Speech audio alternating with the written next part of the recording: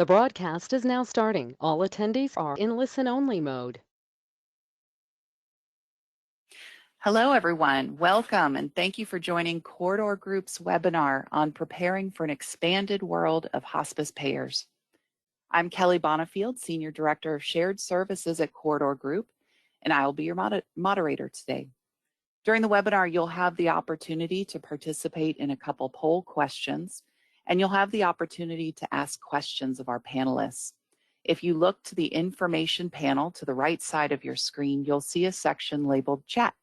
This is where you will enter your questions for the panelists. We will ask questions at the end of the webinar as time allows. Through the presentation, poll questions will pop up on your screen. After answering them, you'll see the results of the poll in the poll section of the information pane. Today, we have the privilege of hearing from some highly esteemed hospice professionals. Joining us are Gwen Giat, Chief Revenue Officer from LHC Group, Dennis Visick, Chief Financial Officer from By the Bay Health, and Beth Prince, Vice President of Revenue Management Services at Corridor Group. I'd like to welcome everyone here today. Dennis, could you get us started by saying hello and giving a little introduction to the group here? Sure. This is Dennis Visick, Chief Financial Officer of By the Bay Health, formerly known as Hospice by the Bay. I've been the CFO for a little over 10 years and actually was placed out here by the Corridor Group. Wonderful. Thank you, Dennis. And Gwen, could you give us a little information about yourself for the group? Sure. Good afternoon, teammate. Thank you for joining us. My name's Gwen Giat. I'm with LHC Group, which is a national provider of hospice and home health services. I've been with the organization for about 6 years now. My background prior to this role was actually focused on health systems and physician groups, and I have responsibility for billing and collections as well as our payer contracting. Great. Thank you so much for joining us today, Gwen. And Beth, could you introduce yourself and give us a little information about who you are to the group? Sure. This is Beth Prince. I am Vice President of Revenue Management Services at the Corridor Group. We work with many clients across the country in the post-acute setting to handle their back office and revenue cycle needs for all of the post-acute care providers in the home health and hospice industry. I joined Corridor about 2 years ago, and prior to joining Corridor, I had spent my entire career in the back office revenue cycle space in both the acute care setting as well as the outpatient and ambulatory setting. So it's great to be here. Thank you. Thanks, Beth. Well, we're going to start off with you, Beth, actually. We wanted to start off this webinar just talking a little bit about the Medicare Advantage carve-in that started this year. For this year, 9 Medicare Advantage organizations are involved in the hospice benefit component of the VBID model and in a limited geographical area. As this expands, and based on what you've seen in the home care environment, Beth, what trends do you anticipate for the hospices with a growing Medicare Advantage patient census? So I think that the hospices that are in the geographic areas where the demo is actually being performed, I think have already seen an exponential growth in their environment. I think that hospices that are kind of on the cusp of those geographic regions are going to continue to see some growth. But as we move into 2022, I think that growth is actually going to explode. I'll give you an example. One of the recent numbers that I read was that hospice is expected to see anywhere from a traditional kind of smaller hospice might have expected to see 10 to 15 patients underneath this Medicare Advantage carve-in, and what they're actually seeing is 3 or 4 times what they expected. So given that we are really in the first year of this, I think that as we move forward in the future, the hospices are really going to be seeing some exponential growth in their patient volumes that are coming from these Medicare Advantage plans. But in addition to that, I think that they're going to see some challenges on the back office front, on the intake front, on the contracting front, and a lot of those we're going to talk about today, because I think that this is a brand new world for most of our industry. And so understanding the impacts and how to mitigate those is really going to be crucial as we move forward. Thanks, Beth. Gwen, how is your group preparing, or how have you prepared for Medicare Advantage patients? We what I'd recommend falls into one is knowledge gathering and understanding, and then the second one is going to be pretty tactical. On the first front, Beth talked about a limited geography, which will be expanding. There's a lot of information out there regarding the geography and the existing processes. There are webinars like this one and other types of technical information that give you a sense of what the MA carve-in actually means. So I'd recommend you start there. And then from a very practical perspective, we have a limited amount of time when we will know which plans are launching in which markets between that and go live. And so the next piece is a true contractual exercise when you will be, figuring out who do you talk to? Who do you talk to within your network about the potential plan? And then you start to negotiate and execute on the agreement itself. So I think it's as much gathering as you can get ahead of it is better, because the window after that point will be fairly short. Mm-hmm. Great, that's a good point. Thanks, Gwen. Dennis, how have you been preparing for Medicare Advantage patients? Certainly doing all the things that Gwen's talking about, but additionally, I'm concerned about how it will impact cash flow. So we're actually starting to let our cash balance build up a little bit. It's likely going to impact billing and the amount of staff required to do that. It's infinitely easier to bill Medicare and sit back and wait here 14 days and go cash your check than it is to bill a number of insurance companies and do all the appropriate follow-up to make sure you get paid in somewhat of a timely manner. So that's been our big concern, one of our big concerns. Mm-hmm. Good point. So I'm going to be popping up a poll question for everyone who's on the call today. When you see this poll question pop up, you may be able to answer that, and you'll also see the results as you answer those in the right-hand side. While people are answering that poll question, Beth, did you have anything to add about the Medicare Advantage plans and what kind of impact those Medicare Advantage plans might make to the billing or intake component? Yes, I can absolutely speak to some of those. So, we are going to expect, in the markets where they don't have a heavy Medicare Advantage population, or they're not included in this year's demo, there's going to be some significant impacts to intake. First of all, number one is the actual intake process and eligibility verification or insurance verification, registration process for Medicare Advantage is completely different. Now, there are different places to go look. There are different pieces of information that you need to understand that traditional Medicare doesn't typically have some of those challenges, meaning that, we've been working with Medicare for so many years. It has remained relatively consistent as it relates to hospice and billing and intake. You typically go to, the DDE or the FIS portal to essentially look at your eligibility, or maybe you're going through the clearinghouse, and all of the verbiage is pretty much consistent patient to patient to patient. Whereas with the Medicare Advantage carve-in, you're actually potentially going to one of 5 different places online, or having to call an actual telephone number to verify that patient's eligibility. And then also understanding, making sure that you understand the true coverage and the services that are available to that particular patient, because every Medicare Advantage plan potentially is a little bit different in the way that they require notification for a hospice enrollment. So there are definitely going to be significant changes on the intake side. And so we want to make sure that everyone's aware that they do absolutely need to be training their intake team. And to Gwen's point and Dennis's point, making sure that they are gathering all of that information, that they understand what's required from each payer to appropriately bring a hospice patient into your agency. Because there are a lot of things that if you don't do it right on the front end, are going to impact your reimbursement on the back end. And then the other thing that I did want to point out that I think is a little known fact, and maybe a lot of people haven't been talking about this, is the need for technology and claim submission to actually submit the claim to two different entities. So you submit a claim to the Medicare Advantage plan, but you also have to submit a claim over to Medicare.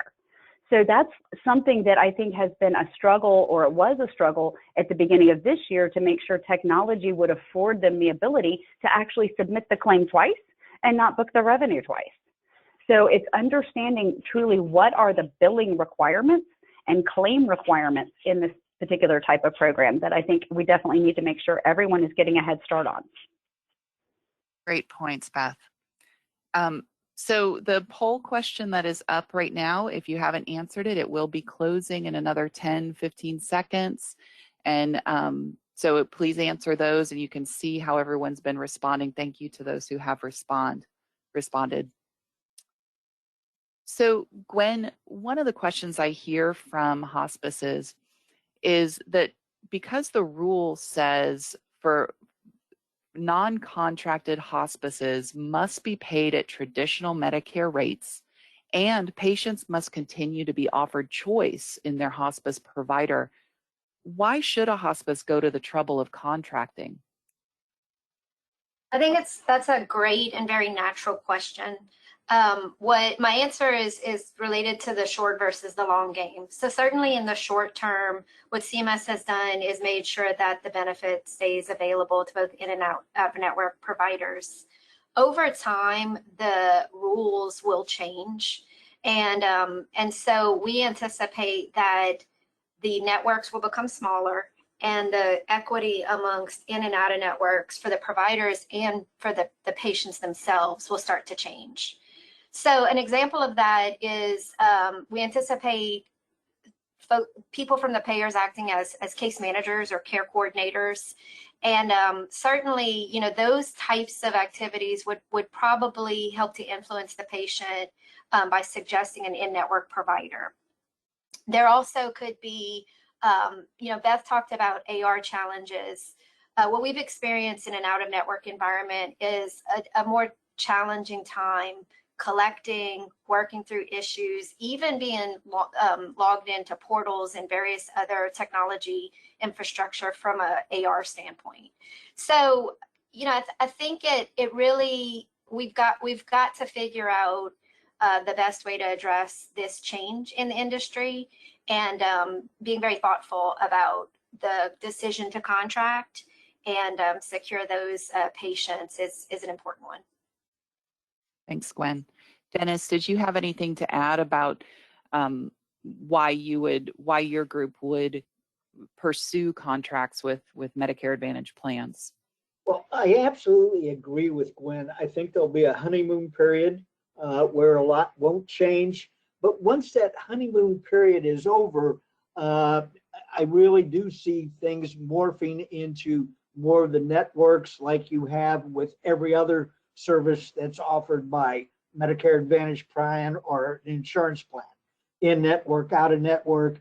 Obviously, the other important part is being appealing to those Medicare Advantage programs that you consistently follow their rules and their guidelines, that you provide the data that they need. So you're going to have this development. Again, we'll go through this honeymoon period, but if you really are basing your future on a honeymoon period, I think you're risking a lot. Well, and you mentioned a couple approaches that people can take to make themselves more attractive to Medicare Advantage plans for contracting. Do you have any additional things that you're doing to be attractive to those MA plans? Certainly, I think geographical footprint is going to be important. If you're serving just one small section of your city, you're not going to be very appealing. And certainly, this is where large national firms have an advantage that they can say, hey, we can take care of you in a lot of different markets. the depth and breadth of your services. What we call the system of care or continuum of care, I think is going to be important. It's going to make you more appealing if you can say to the Medicare Advantage program, hey, I can take care of them at the home health level, I can take care of them in palliative care, and then I can take care of them in hospice. So you're not moving the patient from one provider to another. I think that has an appeal. So those are some of the things we're focusing on. Those are great. Those are great. Gwen, is there anything you would add to what Dennis outlined? One of the things I'd add is pretty simple in nature, which is just educating the payers about the hospice benefit. I've often been surprised at how many times I'm on a phone call and have to really work on the understanding of post-acute care in general and the different services that Dennis described. And so I think we have a real opportunity here as you are working with these networks to help them understand the value of the hospice benefit, what exactly we're doing in the home, what the team looks like, and how it benefits the patient, but also how our quality and financial outcomes are beneficial as well. So don't assume that they know as much as we know about hospice. And so presenting the story, presenting the data you can demonstrate, all of that will be valuable in differentiating yourselves. Gwen, I think you're dead right on here. Just like we as providers are confused, questioning how things are going to change, you're talking about companies that have never had to administer the benefit before, and they've got a learning curve also. That's really interesting. I don't think that that's something that we often think about, from the payer's perspective, how expanding services can be a challenge for them as well. Beth, I'm wondering how much, as a national billing and revenue person, working with all sorts of different locations, sizes, different companies, how much variability do you see with Medicare Advantage contracts? And do you have any strategies to recommend for our listeners on how to evaluate or develop equitable contracts? Yes. So we see a significant amount of variability in Medicare Advantage contracts. I think that, a lot of people have a misconception that, a commercial plan is just like a Medicare plan. It just has a different name. But in fact, the payers and the Medicare Advantage concept means that the Medicare Advantage commercial plan that's administering that actually covers everything that Medicare covers and then some. So depending on which plan you've contracted with, which particular group or service offering you've contracted with, because not all are equal and not all are even equal within one particular carrier. For example, you could have a Horizon PPO, a Horizon POS, a Horizon Senior Advantage, and a Horizon HMO that all have different payment structures, coverage structures, requirements, so on and so forth. And so there is a significant amount of variability between the Medicare Advantage plans, but then within the plans, the actual products themselves. So, I think just to recommend, when I am looking at evaluating essentially a Medicare Advantage payer, I'm looking at the picture in totality. What are the requirements? What is their performance? Because it's not just about our performance, it's about the payer's performance. What are their expectations of their providers? Are there quality scores that are going to come into play? Absolutely. Or do they have specific clinical policies that are going to be problematic for our particular patient base? It's really evaluating whether or not that particular plan is right for me as a customer, meaning an agency or a post-acute provider, because you've got to look in totality at the entire picture, because it's not, unfortunately, not just about the reimbursement that you're getting. That's really the starting point. It's everything else that's downstream or upstream, depending on your perspective and starting point, that really should weigh in on whether or not you're really wanting to essentially contract with that particular plan. And the other thing to take into account is what is the penetration of that particular plan in your market? Because in some areas of the country, we see Medicare Advantage penetration upwards of 70%. In Florida, for example, that is a very, very heavy Medicare Advantage market. And in some of those counties, they have almost 83%, I think was the last time that I looked at it in April. There's a couple of counties that have more than 80% of their patients are actually in Medicare Advantage areas.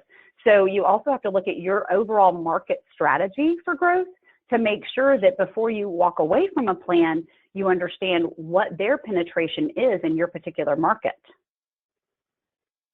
That's a really great point, Beth. And for all of our listeners, what you see on the screen right now is a national look at how Medicare Advantage plans have grown. So these are not people that have the Medicare Advantage covering their hospice care, but hospice patients that have Medicare Advantage. You see how that has grown over time. So as those Medicare Advantage offers start covering more and more, having more hospice benefits, you can see how that's going to become a bigger part of our payer source and our case mix.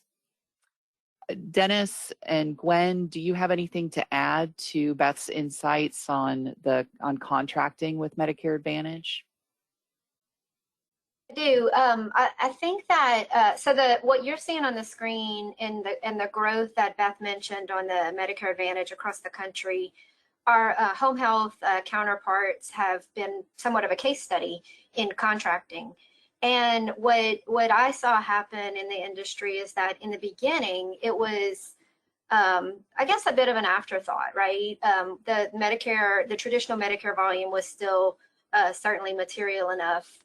And people signed agreements that were not necessarily favorable. And so I think what we can do differently this go round is really scrutinize the agreements, look at the things Beth mentioned, read the contract, try to push back on things and make sure that it's somewhat of an equitable relationship, because as it grows from being less material to more material, we want the foundation to be a strong one for it to grow upon.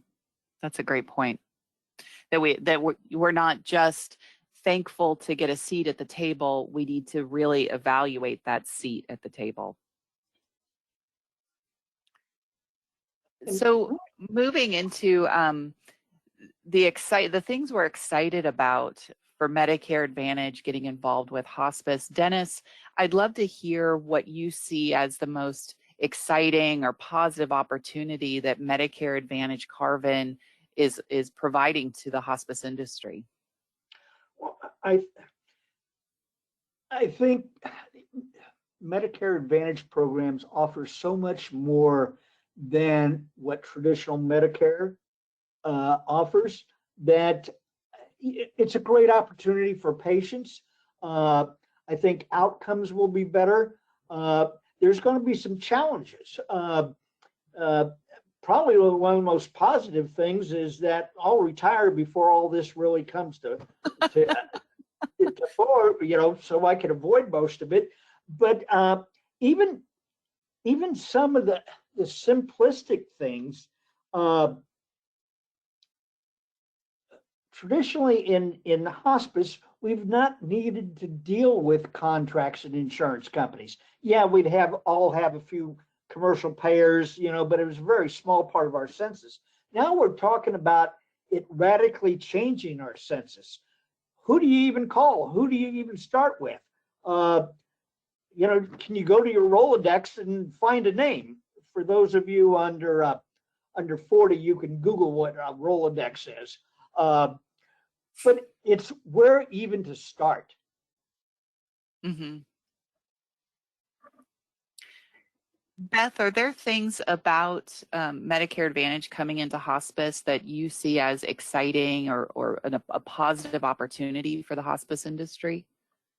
Absolutely. I think that probably from my perspective in revenue cycle management, the most positive thing, or one of the most positive things that I see just from the back end, is the movement to bring post-acute or the post-acute hospice environment into alignment with more of the traditional kind of the rest of the healthcare industry. You know, the way that the rest of healthcare kind of approaches and handles patient care. You know, I think that by having hospice carved in as kind of the last frontier of things that really were not included, that only traditional Medicare covered unless it was a commercial insurance, non-Medicare patient. So I think that really this is exciting for me, because I think that we're going to see, and this is my second point, you know, and something that really is exciting for me is that the benefits to the patients are going to be astronomical. Because previously in our prior lives, we essentially, all the patients had to do when they entered into hospice, there were so many things that essentially just stopped.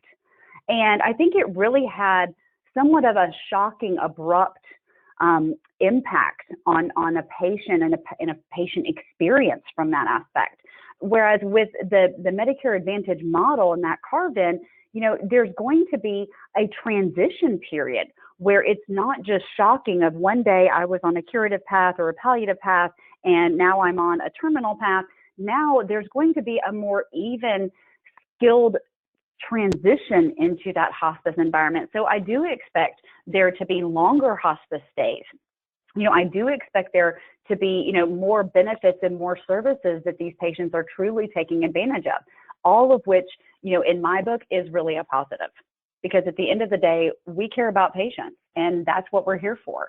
So the patient experience, I think, is going to be impacted in such a positive manner. I think that, you know, it's exciting for everyone. Excellent, excellent. Beth, it's nice to hear your enthusiasm on that. I know there's a lot of worry and concern about it.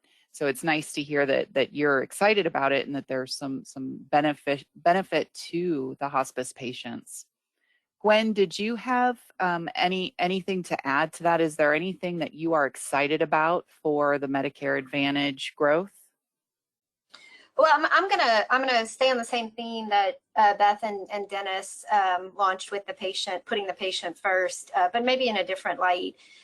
One of the observations of COVID, I don't want to say benefits of COVID because that sounds like an oxymoron, but I think it reminded us of a couple things. One is how very important our loved ones are, how important our parents are, and then also that, you know, there are ways that people want to receive their care, and the home is certainly high up there in the list of where people want to be receiving care.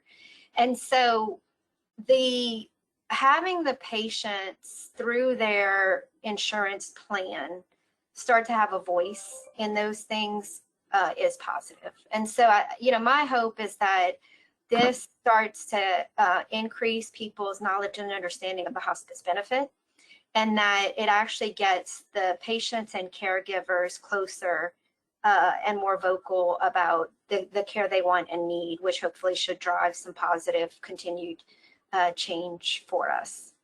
Mm-hmm. Great. That's a great point. Now we do have to talk a little bit about some of the challenging parts of the Medicare Advantage carve-in. And Gwen, I'd love for you to start us off, and then we'll hear from Dennis too, as what you see as the most challenging piece in navigating this growth. I think it goes back to the billing concerns. You know, I think it's frustrating for people. I mean, the revenue cycle process, or I should say, like the healthcare billing experience is friction filled, and some of it may be, you know, intentional, and some of it may be unintentional. We're all dealing with disparate systems, processes, you know, varying degrees of knowledge. And so I think that's going to be one of the hardest things is just helping people to understand how to be successful in this model, you know, with a lot of new challenges in front of them. Mm-hmm. Dennis, do you see some other challenges besides the billing, or do you have other color to add to the billing challenges from your perspective? one of my concerns is about the patient at the intake level. Clearly end of life decisions and all those is a very stressful time. I'm hoping that it's not difficult to get a patient on hospice when they're with a Medicare Advantage program, that intake and admission continues to be a smooth process, that we don't get bogged down in the insurance ease part of it.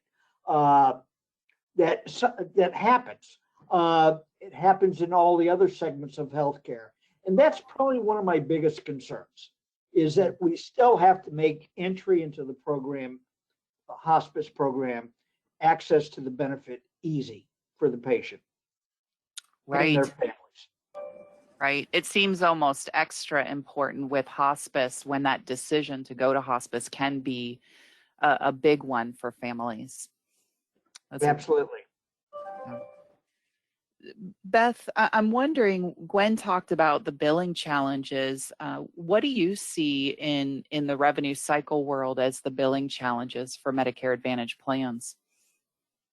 So, I know that you're definitely going to hear a recurring theme, and it's more of the basic education and understanding of the differences in working with Medicare Advantage plans versus traditional Medicare. Dennis, was very clear in referencing some of the payment times that we see from our traditional Medicare payers. It's somewhere between 13 days and 21 days on average, for a hospice payment to be received, whereas Medicare Advantage plans can take upwards of 30 days. That's something, that I would definitely recommend that, you address in your contract as well, is what the appropriate time to pay is. On top of that, it's understanding how your actual claims need to be submitted. What codes are you to use? Because some states have different variances. Humana of Kentucky can be different than Humana of Washington, can be different from Humana in New Jersey, with regard to, what codes are you going to be billing? How do you bill those on the claim? Are there sequential codes? What do you actually put and how do you bill? I think that probably is going to be the biggest challenge for new agencies that are new to working with Medicare Advantage plans. It's truly navigating the setup, or what I call essentially the build of these Medicare Advantage plans into your EMR or your billing system, because you definitely want to make sure that all of the things that you have in place today for your traditional Medicare patients, all of your edits, all of your billing stops, all of your billing holds, translate appropriately over to the Medicare Advantage plans. So it's really going to be, I think, more of an education in understanding what the requirements are, how to do it in an optimal environment, and making sure that at the end of the day, when you do get payment, that you're reconciling that. Is that the correct amount that you're supposed to get for all of the services that you render to that patient?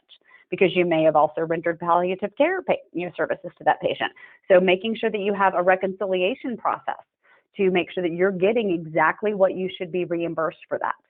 So I think that there's definitely some pretty significant billing challenges on the back end as agencies are kind of dipping their toe into the water with Medicare Advantage. Beth, that sounds like a big lift, especially because as we look at billers that are very experienced in hospice won't have any experience with Medicare Advantage. So I wonder, and maybe Dennis, you could speak to this. How do you go about building a team that's able to manage Medicare Advantage patients? Well, it is certainly going to be a challenge. Right now, operating under traditional Medicare, once you understood just a few basic concepts, because every patient was the same, and from the payer point of view. Here, every patient is going to be different from the payer point of view. If you're operating in a market where there's a dozen Medicare Advantage programs and they all do things differently, and you better make sure you have your steps right. If one requires prior authorization or this or that, whatever it might be, if you bungle that, besides harming your own cash flow, you're adding stress to the family. They get these denial letters, they get upset, da da da da. It's really going to have to be a very stepwise, thorough re-education, beginning with the intake staff, going to each backroom office, and it impacts the clinicians out in the field also. Wow. Gwen, do you have anything that you would recommend for creating or building a team that can manage these new challenges? I like to think of it in three buckets. So one of them is more of the relationship and the strategy, right? What types of programs do you offer? How are you creating value and those types of things? The second piece is data and finance, looking at the contract, looking at the rates, looking at your own data. And then the third piece is the practical application part, reading the contract, doing the credentialing, setting up systems, and then coordinating with revenue cycle. We have a liberty of having some scale, so we have teams to support those functions, but you don't have to have an entire team. You do have to solve for those things. And so, finding out who's going to be the one who's going to create the relationship and kind of manage those conversations. Can you tap into your finance team for help with the data and modeling? And then finally, who can help with submitting the paperwork and the follow through and those types of things. So, practically speaking, I like to break it up that way. And then that way you can staff to solve for those skill sets. Good point. Beth, do you have anything to add to that? I know you manage a team that does everything. So do you have anything to add to Dennis and Gwen's considerations? No, I mean, I think that they really covered it very, very well. I think, building a team, to Dennis's point or Gwen's point, with, the traditional Medicare, you do have staff that typically is not used to, a different way of doing things. So, looking at people who have different skill sets, to Gwen's point, leaning on your finance team, helping, kind of approaching it as a group or as a leadership team to kind of divvy up all of the different things that need to be done, and making sure that, everyone has a skill set or a role to play in it, because that's the way that you really, can gain some accountability and also just some knowledge base and knowledge sharing, which I think is going to be really, really important for every agency as they embark down this path. Great, thank you. So palliative care has become a hot topic, and it is a part of the requirement for Medicare Advantage plans. We do have another poll for our listeners. So you will see a poll question popping up, and again, the results will be in that information pane next to you on the right-hand side. But I'd like to hear a little bit about Dennis, if you could give us a little bit about your thoughts on the palliative care requirement for the Medicare Advantage plans and how this impacts your palliative care program.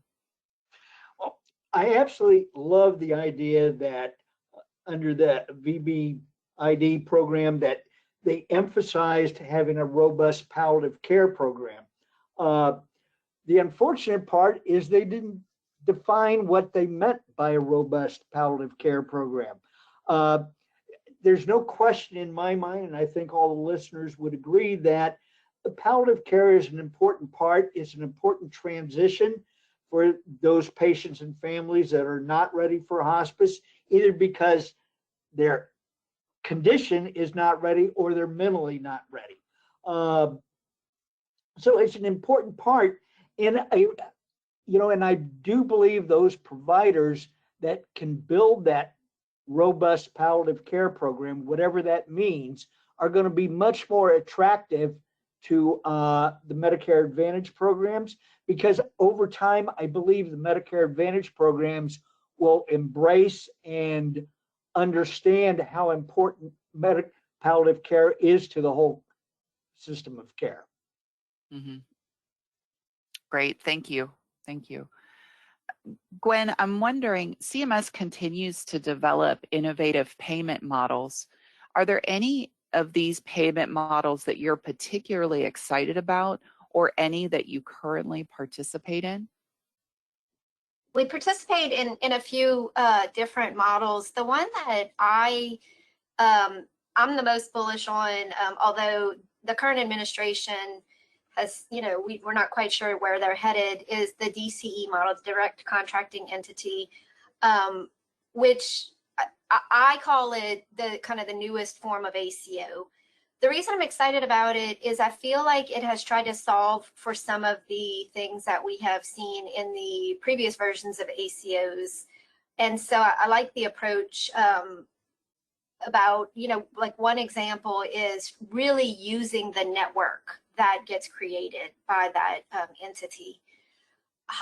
When I'm talking to a very progressive ACO and they talk about hospice, it's such a welcome conversation, because I do think that people haven't really wrapped their head around the benefit.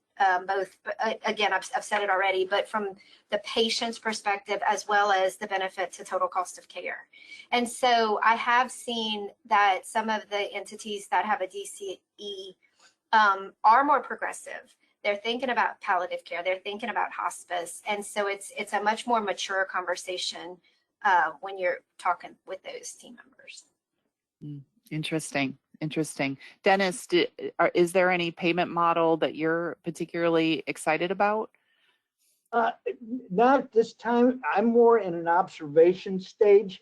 For whatever reason, Medicare Advantage doesn't have a great deal of influence in the Bay Area, is not a big part. I never have understood why we've lagged behind other parts of the country. So haven't been as exposed to as many of the different payment models as I would like to have seen by now. Well, and that leads into, well, actually, before we continue, I just wanted to remind everyone, if you'd like to respond to the poll question, please do so now. We're going to be closing that. The results are to the right in the right-hand side panel. And Dennis, just jumping on the tail end of that question, size and location are so impactful to these considerations in alternate payer sources. How do you stay current with payer options in your area, and how do you evaluate whether your agency should participate with payers either other than CMS or some innovative models? Well, as I mentioned before, negotiating with these plans has not really been on a typical hospice's radar. But we are certainly trying to get our feet wet. Talking to various ACOs in the area, presenting proposals, particularly around palliative care. It's just kind of being out there, and doing the right kind of literature search and go, okay, are they describing our marketplace? How can I implement this program in our marketplace? How can we be the leader? How can we be the trendsetter? Those are the things that we're trying to do, and really just sit back and observe and be nimble enough to move when the time's right. Good point. And Gwen, how do you evaluate for your national company? What are your considerations for participating in new payer models? We look at the opportunity. We look at how material things are, and evaluate that way. But I want to get back to something that Dennis said, because I think it's something that I want to make sure this group walks away with. This can be an intimidating new area. We've spent almost an hour talking about the different challenges, and it could probably be easy to look at a bigger national company and think that we've figured it all out, which we haven't. But I think that the advantage that smaller players may have is that ability to be nimble, the local, kind of that local relationship and those types of things. And so we as a company believe that a rising tide lifts all ships, and it's our intent to make a positive impact, not just for us, but also for the industry. And so I guess I want to create a little bit of enthusiasm that we can try to create as equitable of a playing field as possible with the MA plans, and that we should, tap into the resources available to you, whether it's, webinars like this, it's corridor group, or even like your local, the local groups that have a wealth of information. Great, thank you. And Beth, what have you seen successful agencies do to manage alternate payers and assess their options? So, with, some of the agencies that are in, either they're a single or a solo, but an inpatient or an outpatient facility, or they have multiple locations across a specific geographic area, they're managing first by making sure that they have everything documented, making sure that they understand what's going on in their particular market. Who are the players? To Gwen's point, are they tapping into resources, whether it's their referral sources? And that's a really good thing that I was going to add on is, understanding what the impact is of a particular Medicare Advantage plan's penetration can be, really easily seen if you just talk to your referral sources. Look at the hospitals, look at the specialty physician groups that are around you, the ones that tend to refer a lot of hospice patients or some hospice patients to you. What Medicare Advantage plans are they in? Because, if as this moves forward, we're going to essentially see patients that are in models that potentially in a couple of years from now, hypothetically, are going to be limited or have reduced benefits if they don't stay within the quote network of Medicare Advantage. So we want to make sure that we're aligned as an agency with our referral sources and making sure that we can create a seamless care environment or a care continuum across both the acute environment, the ambulatory environment, into the post-acute environment. So, that's one way to essentially assess the options in your area. But also, there is a lot of publicly available data that is updated every single month from CMS that shows everything related to down to the zip code level of available plans, how many patients have opted in, what's the current population, what's the available population. So it's really, it gives you a very clear, detailed picture of what your options are. So I want to make sure that, everyone is understanding that there is a lot of information out there. You just have to go look for it. And if you are struggling with where to look, then, to Gwen's point, contact someone either in your local area, contact us here at Corridor, reach out to, a trusted advisor or a trusted business partner for where to go with that, because all of this information is readily available at your fingertips. You just need to make sure that you're looking at it in the correct light, shall we say. Got it. Well, I know we are about 10 minutes from the top of the hour, and I really appreciate your answers to our questions today. I just so appreciate your expertise on these. Do you have any, and I'll start with Dennis, do you have any last thoughts that you wanted to share, you'd like to share with the listeners? Yeah, I think it's important to take no out of your vocabulary and replace it with at least maybe. You don't want to say yes to everything, but you really do have to open your mind. Things are never going to go back the way they were. Accept it and be willing to move forward. Choose the right opportunities and at least use the word maybe. That's great advice, Dennis. Thank you. Gwen, did you have any last thoughts for our listeners today?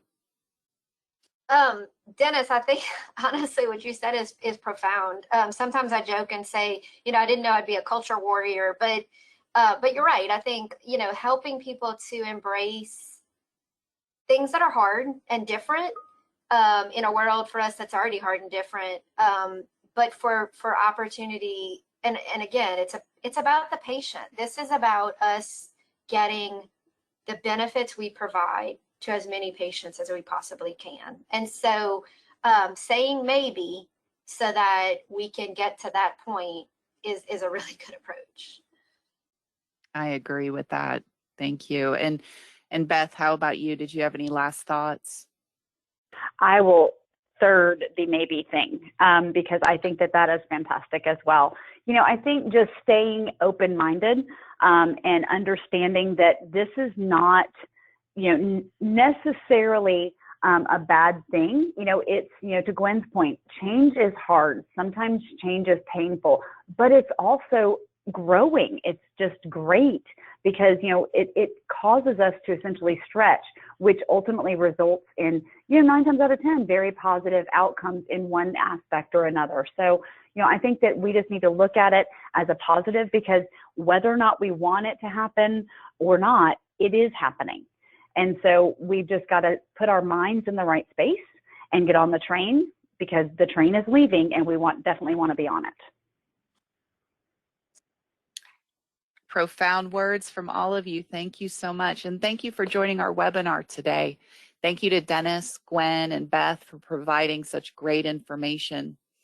If you have any additional questions about the impact of the Medicare Advantage expansion on your agency, or if you'd like to talk through some of your concerns, please contact Corey Gillette at the email listed on your screen.